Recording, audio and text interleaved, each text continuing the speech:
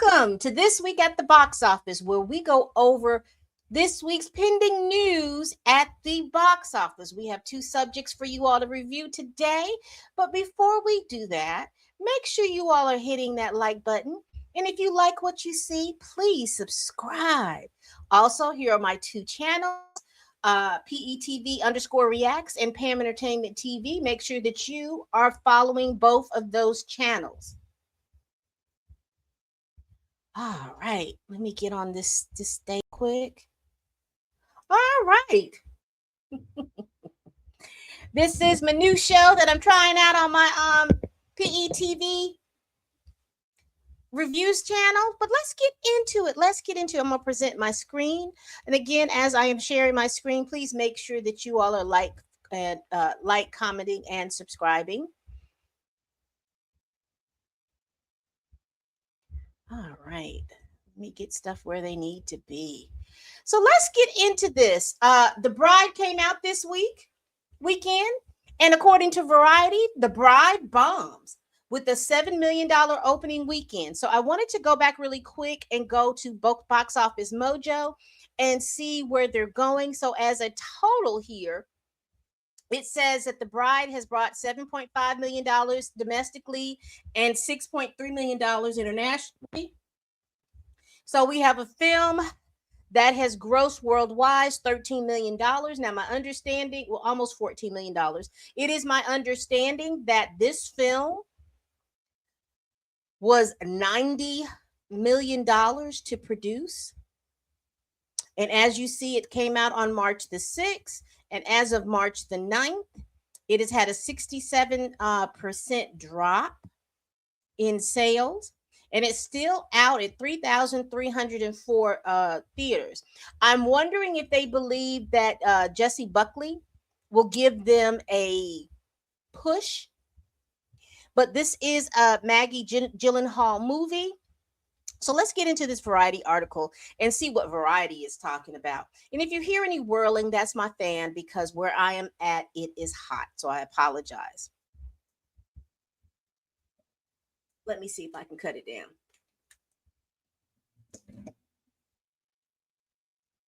One moment.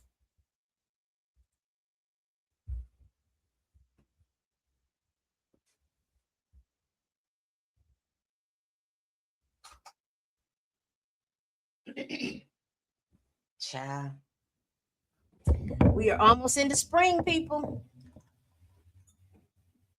We had some very crazy cold days, but nothing too bad this winter. All right, let's look into this article. It says box office, The Bride bombs with $7 million opening. Pixar Hoppers scores $46 million debut. And this is by Rebecca Rubin. And again, it says here, The Bride might need life support. Director Maggie Gyllenhaal's The Bride, a feminist reimagining of The Bride of Frankenstein, has collapsed in its box office debut with $7.3 million from 3,304 North American theaters. Since the Warner Brothers film cost, look at this. What happened?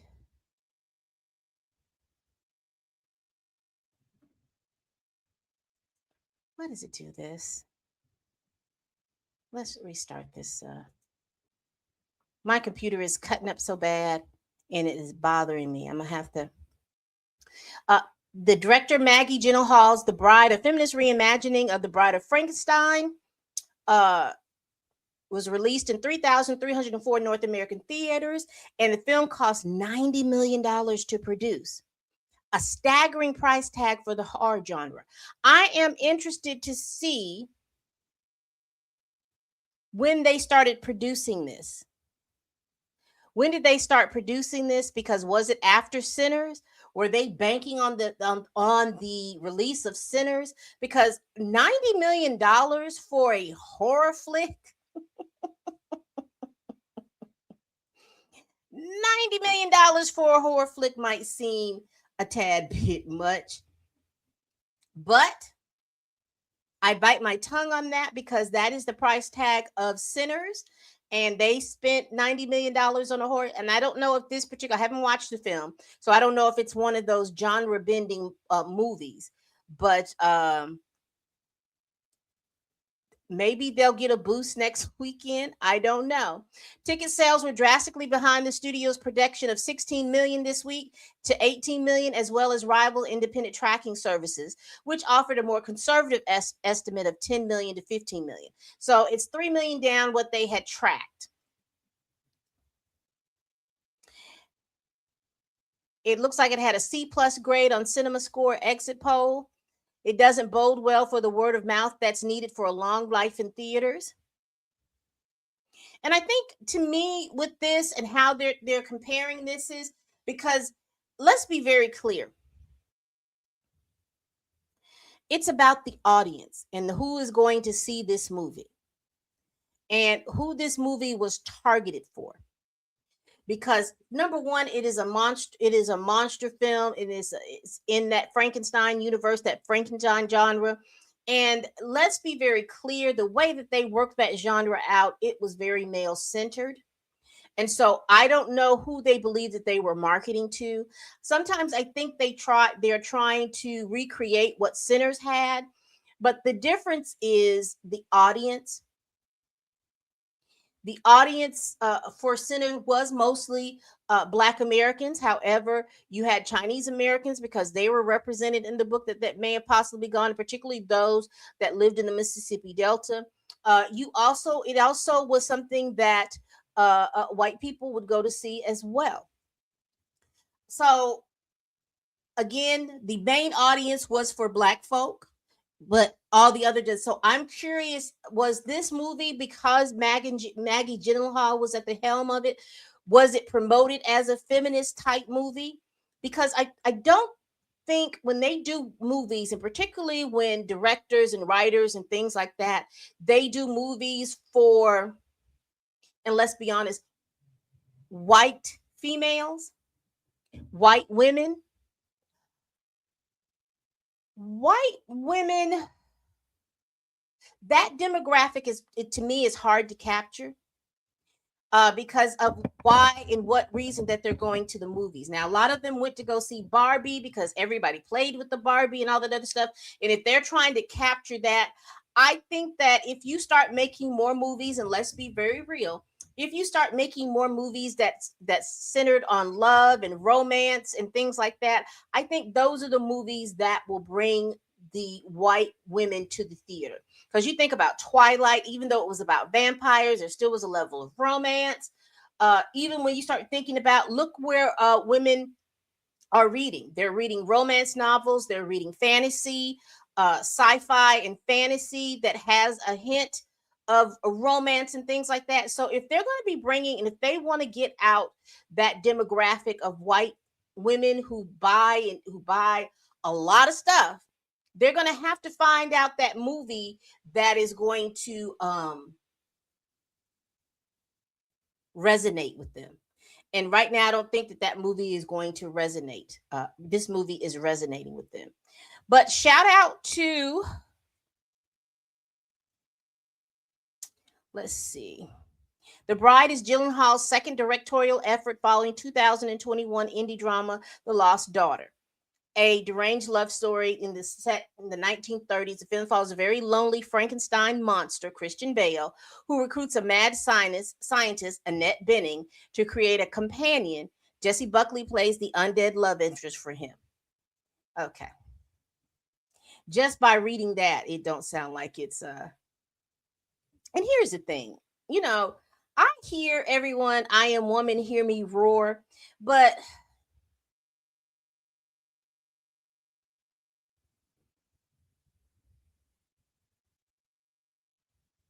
I'm confused. How long has the Frankenstein monster been roving around here? I'm just confused. I guess I have to wait to go see it to see what's really going on. But just that, it didn't grab me to want to go see it. It just didn't. It would have sounded better if Frankenstein and her were already together, and they went to the scientist because she's breaking down and they need to figure out how to keep her from breaking down. I don't know. But they talk about Pixar's kid-friendly hoppers is a very different kind of creature feature, and it captured the number one spot with a strong $46 million from 4,000 theaters. It earned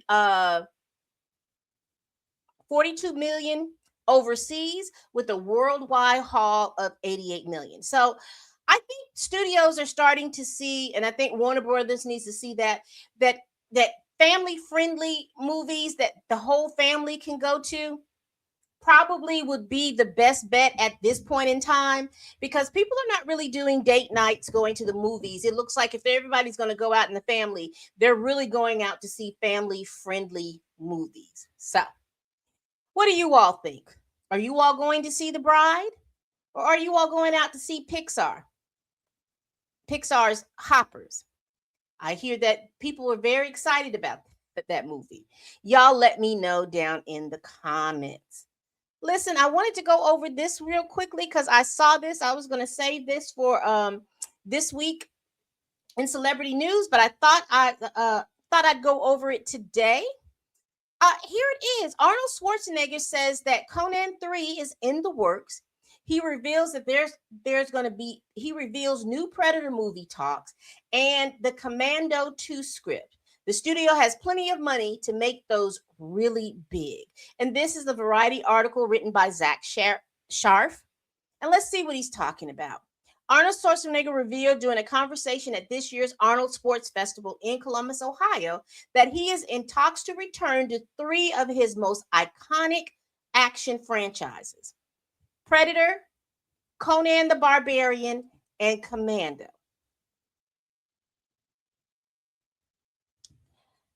They're making a new Predator movie. This is going to be interesting because remember, Arnold Schwarzenegger is like 70 something plus years old. Is he going to be out here chasing the Predator, or is he just going to? I'm curious about what his role is. He says here they did an additional Predator, and the director, Dan Trachtenberg, has been doing a great job of that. Now he wants me to be in the next Predator. We've talked about it. Schwarzenegger said to much applause from the convention crowd. He says, as a matter of fact, Fox Studio has kind of rediscovered Arnold. They've come to me and said, we want you to do Predator. We just got a script for you to do Commando 2. On the Conan front, Schwarzenegger says the studio just hired a fantastic writer and director who did Tom Cruise's last 4 movies to write and direct King Conan. It would appear the actor is referring to Christopher McQuarrie, who has collaborated with Cruise in a recent string of Mission Impossible movies. Variety has reached out to reps for Schwarzenegger and McQuarrie for comment. He says now what they do is that they write the part, the actor says. They don't write the part like I'm 40 years old. You write it to be age appropriate. I'll still go in there, kick some butt, but it will be different.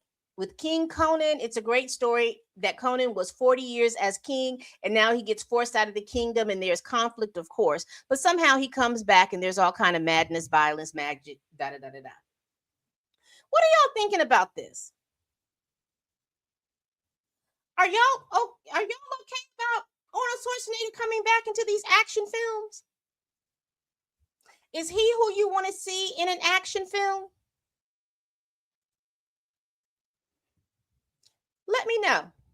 Now I don't know what his role is going to be in Predator. Don't know what his role is going to be in Commando, but him being Conan the Barbarian and him being a king that has ruled for 40 years, that's interesting to me. If they can pull a good script and then find a younger actor that could play a child of his that will go to the throne, I think that would be a good concept. I think that would be a good role for him. Let me see what he says on the Commando 2, because I think I shut off this article before I was really ready.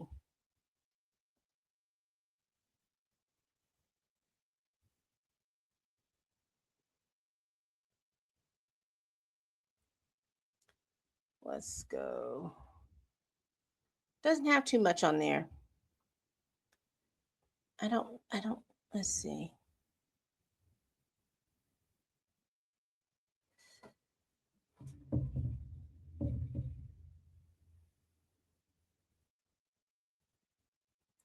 So they rebooted with Jason Momoa. I wonder if I don't know what they're going to do. I don't know what they're doing, but this is interesting to me. He's wanting to come back. One thing about Hollywood, do we really want this? Who is checking for Arnold Schwarzenegger?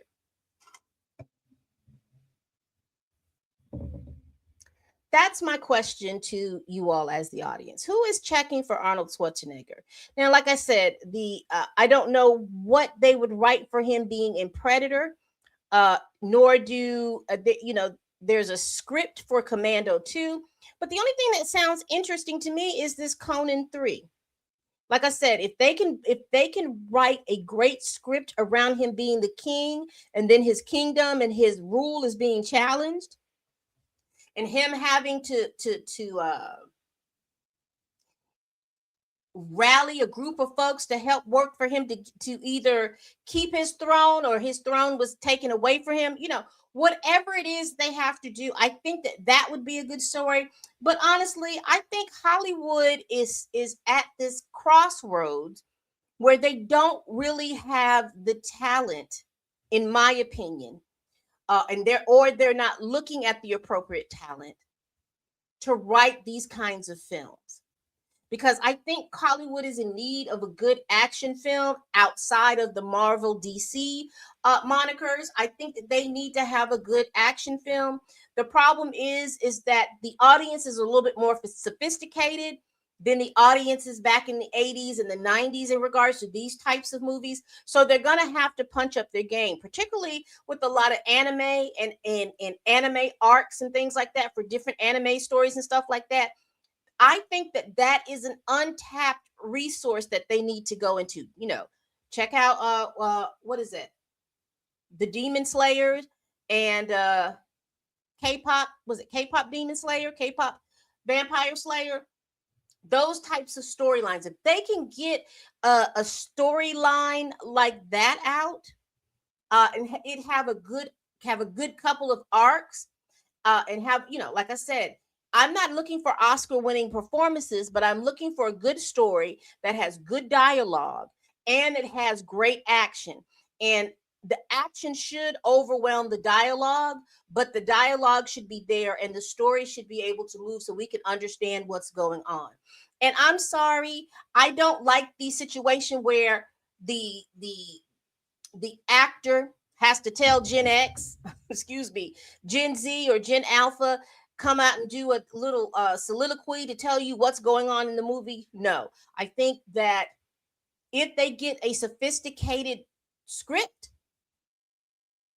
the audience will come and there will be buzz around that movie, because one thing I know about Gen Z likes trends, and if people are trending towards a movie, they're going to go see it.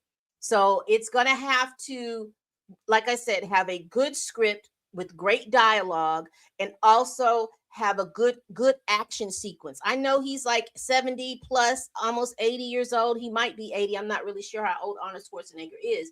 However, it's not necessary for me to see him doing incredible fight scenes, but it is necessary for him to do enough that it is believable for a man of his age, and also make sure that it's a great ensemble cast around him in order to complete this film. So again, what do y'all think about Arnold Schwarzenegger coming out with possibly 3 movies? Y'all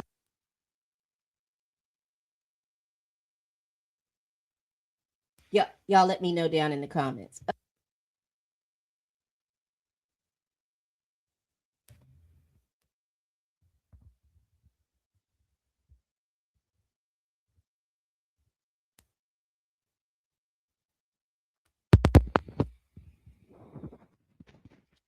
All right, people, we do this every week. Please like, comment, and subscribe. Please share this video if you care.